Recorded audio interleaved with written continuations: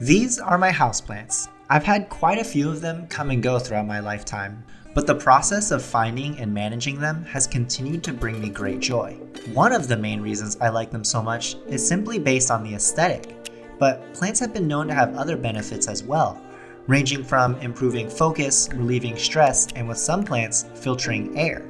I've read many blogs and health journals talk about the plants you should purchase to improve the air quality of your home. At first, I believed that acquiring certain plants were a legitimate method of air purification for your home. And it technically is, but it also technically isn't. Let me explain. It all started with the 1984 NASA study. The study was conducted in an effort to improve the air quality of space stations for the astronauts spending so much time in them. A wide range of plants were selected and tested for their ability to clean volatile organic compounds, or VOCs. In the study, they concluded that houseplants could scrub the air of these volatile compounds at an impressive rate of efficiency. So, what is a VOC? VOCs include a variety of chemicals, some of which may have short and long-term adverse health effects. Concentrations of many VOCs are consistently higher indoors, up to 10 times, than outdoors. VOCs are often found in household products. Paints, varnishes, and wax all contain organic solvents, as do many cleaning, disinfecting, cosmetic, degreasing, and hobby products. Fuels are also made up of organic chemicals. All of these products can release organic compounds while you're using them and, to some degree, when they're stored.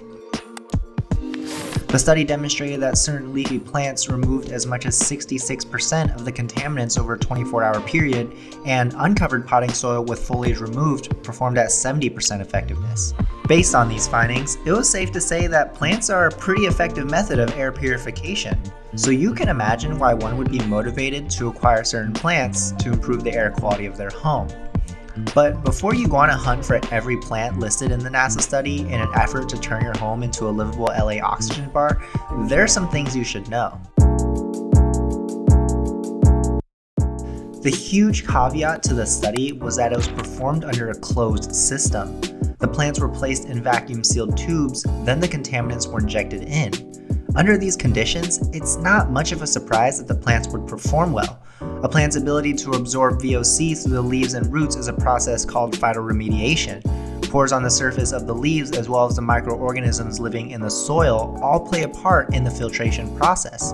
The concern here is the conversation about how this NASA experiment scales. Unfortunately, your houseplants simply can't perform at the scale of a typical home versus a closed vacuum-sealed tube. Unless you live in a closed system like Sandy from SpongeBob, your houseplants are most likely not making a noticeable difference. This is due to the concept of indoor to outdoor air exchange. Stanley Kays, professor of horticulture at the University of Georgia, has looked into this topic as well as other researchers. Kays mentions that the air in our homes refreshes almost once every hour, which means new contaminants are introduced at a rate higher than the rate of filtration from a couple plants. In order for houseplants to actually clean VOCs at a meaningful rate, you would need about 10 plants per square foot to remove VOCs at the same rate of outdoor to indoor air exchange. So, even in a 500 square foot studio, you'd need 5,000 filtering plants in order to make an impact on your home's air quality. It's not all completely bad news though. Although this may seem to be disappointing news, your plants are still obviously amazing and you should keep collecting them. Plants have benefits just by interacting with them, looking at them, and having them around. An article published to the Journal of Physiological Anthropology indicates that interaction with plants can help reduce psychological and physiological stress.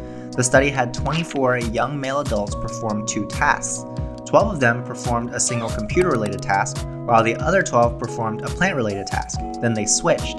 To no one's surprise, when the participants were in the plant-related task, they felt more soothed, relaxed, and comfortable, and their diastolic blood pressure went down from where they started. Other studies were conducted in waiting rooms for patients awaiting treatment. One group waited in a typical waiting room with pleasant furnishing, while another group waited in a room filled with 28 leafy, healthy plants over their 4-week treatment. At the end of the trial, the patients in the leafy rooms reported a higher sense of happiness and well-being.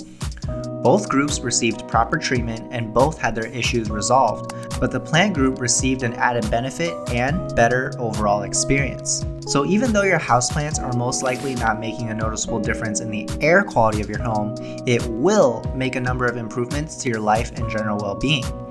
Being near plants and performing plant-related tasks has proven to have mental and physical benefits.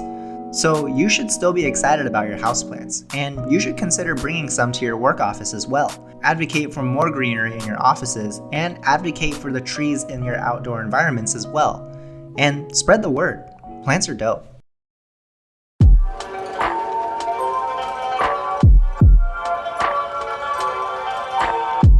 Thank you so much for watching. Make sure to give this video a like if you enjoyed it, and leave a comment below what your favorite houseplant is right now, whether you own one, and why not if you don't. Again, thanks for watching. Subscribe if you want, and I'll see ya.